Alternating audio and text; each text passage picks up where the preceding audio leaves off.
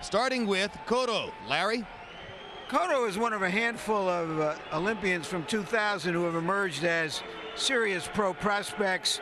They include Muhammad Abdullayev in his same weight class, middleweight Jermaine Taylor, featherweight Rocky Juarez, bantamweight Jose Navarro. None of them, however, has yet faced big-time live ammunition. And across the ring, veteran from Alice, Texas, Joel Perez. Perez has lost to a couple of top fighters, Jesse James Leija twice by decision, Paul Spadafora once by decision, has never beaten a fighter in that class, says he's here to spoil the party. And now let's take a look at the tail of the tape featuring the overnight sensation of pre-fight graphics, arm length. You can see that Cotto has a 9-year age advantage over Perez. They're equal in height. Cotto actually had to labor a little bit longer to make weight yesterday after originally stepping on the scale at 141. They both enter unofficially tonight at 154. Reach 67.5, arm length 23.5. We'll show you how those are measured again. Reach all the way across the back from fingertip to fingertip. Arm length, our new innovation, certain to win awards, from the armpit to the end of the fist. But again, they're equal in both measurements tonight. Rules of the bout with our unofficial ringside scorer, Harold Letterman. The Miguel Cotto Joel Perez fight is scheduled for 10 rounds using the unified rules that you see on your screen. Jim, real quick, the 4 criteria that the judges are going to use to score each individual round: clean punching, effective aggressiveness, ring generalship, and defense, with a strong emphasis on clean, effective punching. Jim. All right, Harold Letterman, the pharmacist, comes to Fresno. And let's go to ring announcer Michael Buffer for the official introductions. Ladies and gentlemen, from Fresno, California, welcome to HBO World Championship Boxing, brought to you by Bob Arum's Top Rank Incorporated in association with the undisputed king of beers, Budweiser, American Champion Sports, and the Palace Indian Gaming Center. All the bouts are sanctioned by the California State Athletic Commission, Chairman Van Gordon, Souter Executive Officer Rob Lynch. The 3 judges at ringside scoring this first bout will be Jack Campbell, Barry Drucksmann, and Marshall Walker. And when the bell rings, your referee in charge of the action, Raul Caiz Jr. And now, ladies and gentlemen, 10 rounds of boxing on the line. The WBC International title in the super lightweight division. Introducing first, fighting out of the blue corner, wearing black, he officially weighs in at 140 pounds. His professional record, 34 victories, including 19 knockouts, with 5 defeats and 2 bouts even. A native of Alice, Texas, now fighting out of Houston, here is the challenger, Joel Perez.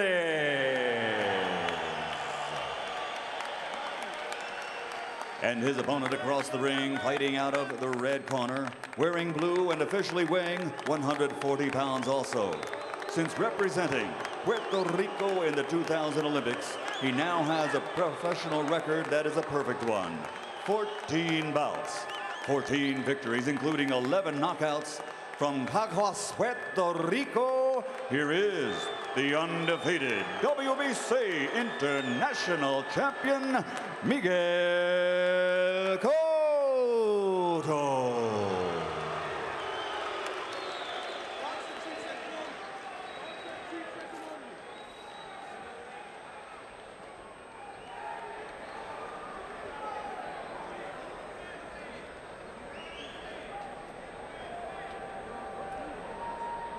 Let's go, Cotto. Chief second only. Mouthpiece. Put it in his mouth, please. Mouthpiece. All right, gentlemen. Let's have a good, clean fight. These are the legal boundaries right here. Here on up, legal punch. Anything below is a low blow. Okay? Touch gloves and good luck. Let's have a good, clean fight. What sets Cotto apart from the other top prospects right now is his box office potential. And that's why he is getting a big push to see how far and how fast he can go.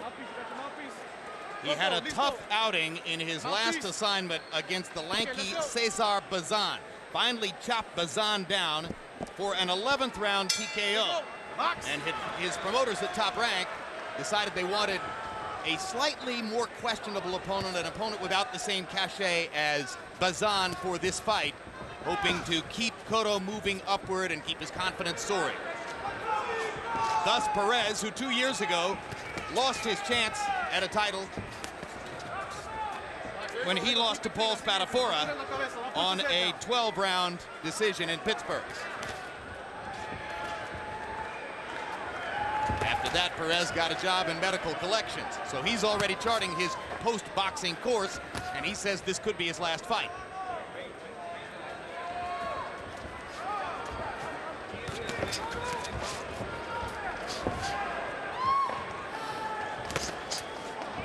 Look at the natural sturdiness of Cotto, George. The strength of that body. Weighed in at 141, comes in at 154, and he's talking about moving down to 135 after this fight. You know, he has the body of a welterweight. He weighed in at 154. It would really be unprecedented for a fighter to have 15 pro fights and then move down in weight. Shane Mosley was also a junior welterweight as a top amateur, but he fought the first 7 years of his pro career as a lightweight. And while Larry was talking, Cotto landed the first big jaw-rattling left hook. And there's another one in that combination. You see it, the left hook coming in flow behind the right hand. You know, as solid as he looked physically, Cotto, good fighter and all, but he's still a counterpuncher at heart. If you get in there and win some rounds, you can get him in trouble. If you Perez, you may as well go for it. You got a chance to win as much as anyone else. Well, Perez finds it increasingly difficult to let his hands go here because, as you say, Cotto likes to counter, and when he counters with the left hand, you feel it. Yeah, and I don't like counter punches for the long distance. I think a guy, if you get in there and steal a round or two, you can get those guys in trouble. Even now, after landing the best punches, Cotto is still backing up and moving out of the way.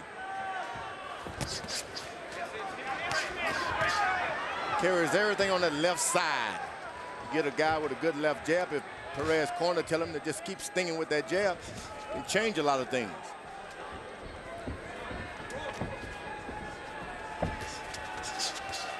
You can't get into a slugging match. Cotto has got the stuff on that left side.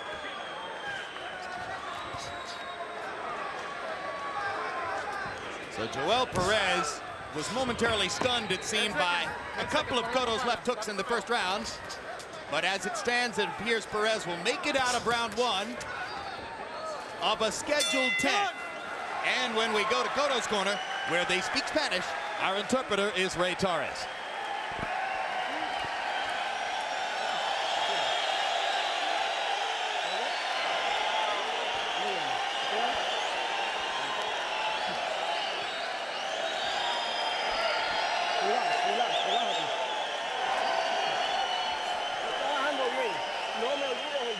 Don't forget the jab, okay?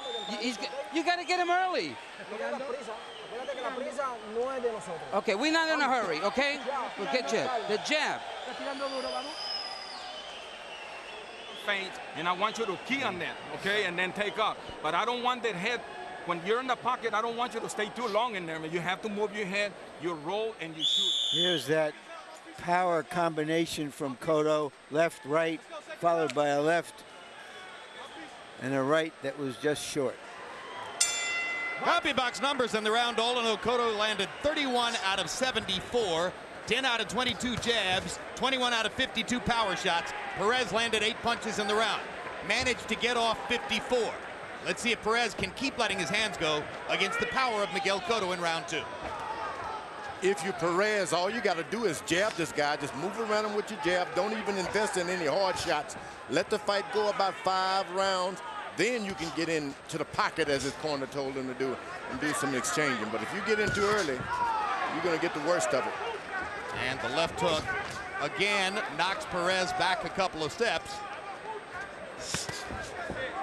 Perez trying to go to the body. He's thrown the jab, was able to get off 29 of them in the first round, but hasn't landed much. And he's doing some waiting himself. Sometimes when the counter puncher messes you up a few times, you stop and wait. And that's what they want you to do.